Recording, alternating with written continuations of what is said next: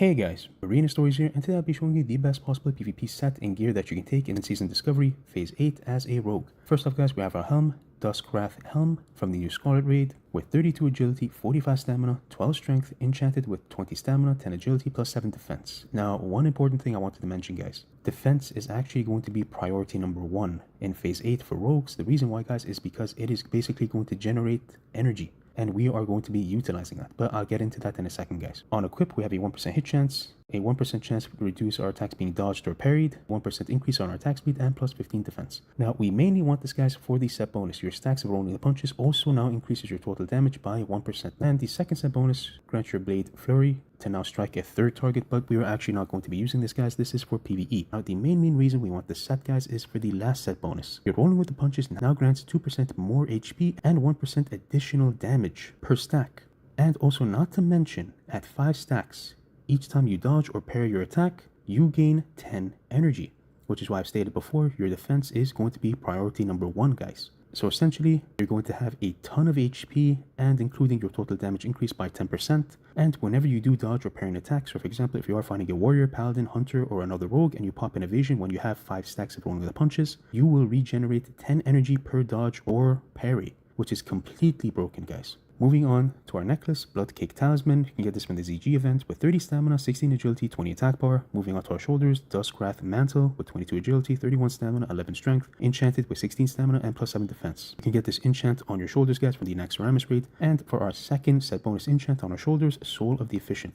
This basically reduces the energy cost of our finishing moves by 50%. Now, why is that important guys? Not only does that help generate a surplus of energy, it basically reduces all the energy cost for our finishing moves by 50%. So your kidney shot is now going to cost 12 energy instead of 25. And we of course are going to be playing with the talent bonus from the assassination tree, Relentless Strikes, which basically gives us back 25 energy whenever you do use a finishing move. And as I've just stated, your kidney shot will now cost 12 energy and your Relentless Strikes will refund you 25 energy. So you basically gain a surplus of energy and build more energy while spending energy. And on equip, reduces the chances of your attacks being dodged or parried by 1% and improves your hit chance by 1% and your defense by 12. Moving on to our cape, Blood Caked Cape from the ZG event, 16 agility, but the main reason we want this is for the 30 stamina, enchanted with improved stealth and 20 attack bar. Moving on to our chest, Duskwrath chest guard from the Scarlet Raid with a whopping 47 stamina. This is way better than the PvP Warlord set. 26 agility, 8 strength, plus 100 HP, a 1% chance to have your attacks not get parried or dodged, a 1% hit rating. Now we are actually also going to be stacking attack speed as well guys. It's going to be extremely important. We are basically building up to 15% haste with our gun. And yes, you heard that right, our gun is going to give us 15% haste, but I'll be getting into that in a second, and plus 21 defense. Moving on to our wrists guys, Bloodfang Wrist Guard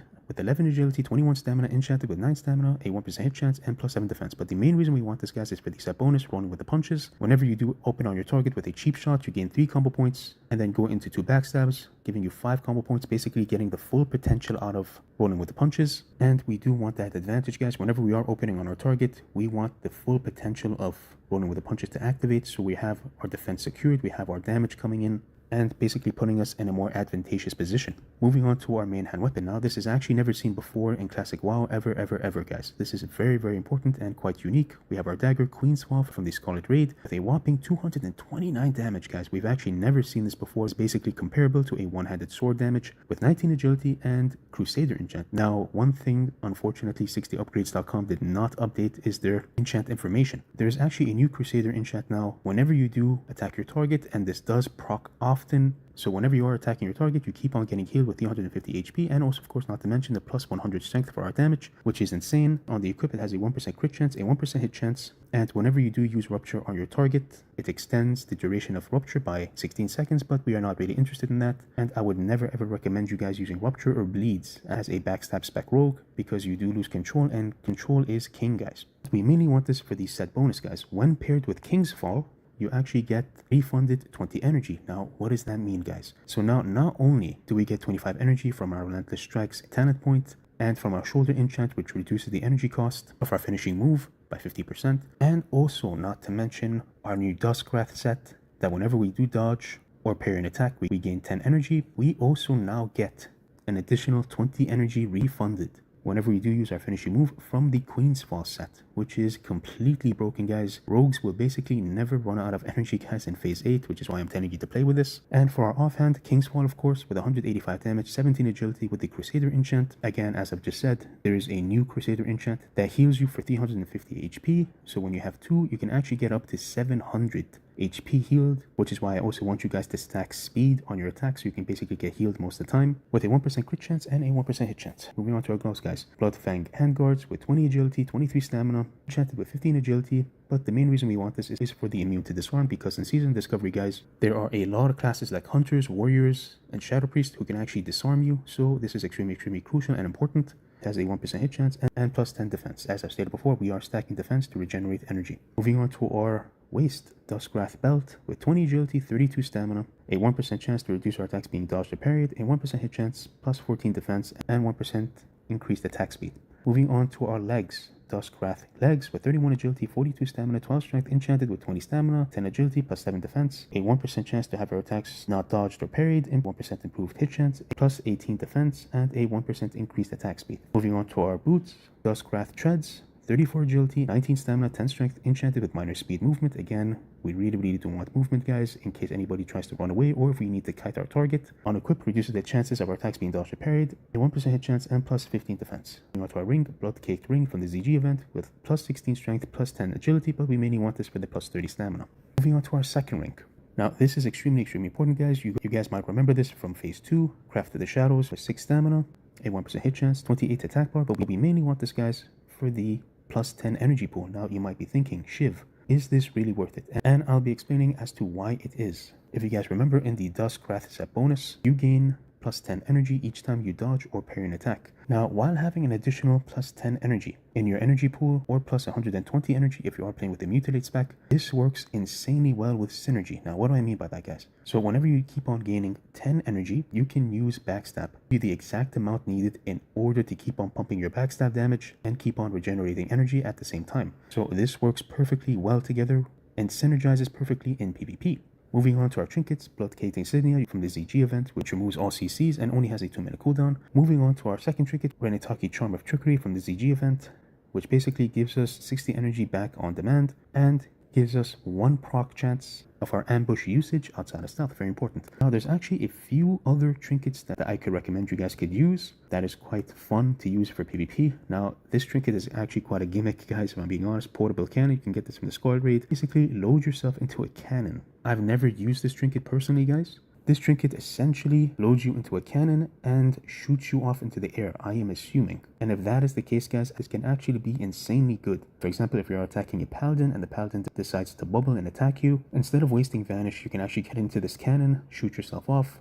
I am not sure if you can choose the destination in which you land, but either way, this can be extremely fun to use. Or if you're trying to get away from your target to avoid any of their bursts, or if you're trying to reset, this trinket can actually be pretty fun to use. A third trinket I would recommend is Sir Darnell's Didgeridoo, which basically summons a random beast, which basically increases your physical abilities by. The fourth trinket I would recommend, now this is extremely powerful, guys, Heart of Light, which has a 32 stamina stat, which is crazy just for a trinket, guys. The main reason we want it is for the on-use ability, increases your maximum HP by 2,500, guys, for 20 seconds. This is basically like gaining 4 pieces of PvP gear with just a trinket. Now for the last trinket, guys, it is Fetish of the Sands. You can get this from the AQ40 raid, which basically burrows you into the ground, turning yourself untargetable. So this basically works as a third vanish. Now, the last piece of gear is going to be our ranged weapon. Now, as I've stated before, guys, we can actually get 15% haste with just this gun, which is why I'm telling you guys to use this. Starter's Pistol, enchanted with plus 3 hit rating on your ranged abilities with plus 7 defense. We mainly want this, guys, for the equip ability. So if you fire off a ranged attack on your target, it increases your total defense by 20 and your melee attack speed by 10%. I know what you guys might be thinking. This is mainly a hunter weapon. As rogues, we are going to be using our daggers, but that is not entirely true, guys. The reason why I want you guys to use this is because of our leg ruin Between the Eyes. Now, for those of you who do not know what Between the Eyes is, it is basically a retail WoW spell for rogues that they have implemented into SOD, which is a ranged stun ability using your gun to stun your target for up to 5 seconds if you do have 5 combo points. And as I stated before, we are going to be stacking your attack speed with our other pieces of gear because we are going to be using this gun. So essentially when you do use this gun, you gain 20 defense and also, not to mention, a 10% attack speed for 15 seconds. But with our other pieces of attack speed gear, it goes up to 15% attack speed, guys. So you essentially want to stun your target with between the eyes and then pumping your target with backstab damage relentlessly. Moving on to our talent tree, guys. I'll be going through this fast, so please do keep up. On our sub-talent tree, 5 out of 5 on Master of Deception, 5 out of 5 on Opportunity, 2 out of 2 on Elusiveness, 3 out of 3 on Initiative, 3 out of 3 on Improved Ambush, 3 out of 3 on Improved Sap, 2 out of 2 on Heightened Senses. Very, very important, guys. Please do not play without this. 1 out of 1 on Preparation, 2 out of 2 on Dirty Deeds. Moving on to our Combat Talent tree, 3 out of 3 on Improved Gouge, 2 out of 5 on Lacking Reflexes, 3 out of 3 on Improved Backstab. Moving on to our Assassination tree, 2 out of 3 on Improved Eviscerate, 5 out of 5 on Malice for the crit, 3 out of 3 on Ruthlessness, 1 out of 1 on Relentless Strikes, and 4 out of 5 on Lethality. Moving on to our runes, guys. I'll be going through this fast, so please do keep up. On our head rune, Combat Potency. On our chest rune, Slaughter from the Shadows. On our wrist rune, Unfair Advantage. On our hand rune, Cutthroat. On our waist rune, Shadow Step. On our leg rune, Between the Eyes, of course. For the gun, on our foot rune, Rolling with the Punches, very, very important. On our cloak rune, Fan of Knives, to find out the rogues. On our ring rune, Defense Specialization. Again, as I stated before, whenever we do dodge or parry an attack, we do generate 10 energy, guys. On our second ring rune, Nature Specialization, to increase our proc chance for our poisons, for crippling poison. And finally, on our shoulder enchant, Soul of the Efficient, which basically reduces the energy cost of all our finishing abilities by 50%. And yep, that's all, guys. I hope you guys have been having fun in Phase 8 as I have. And I just wanted to make a quick video talking about this, and I'll catch you guys in the next video.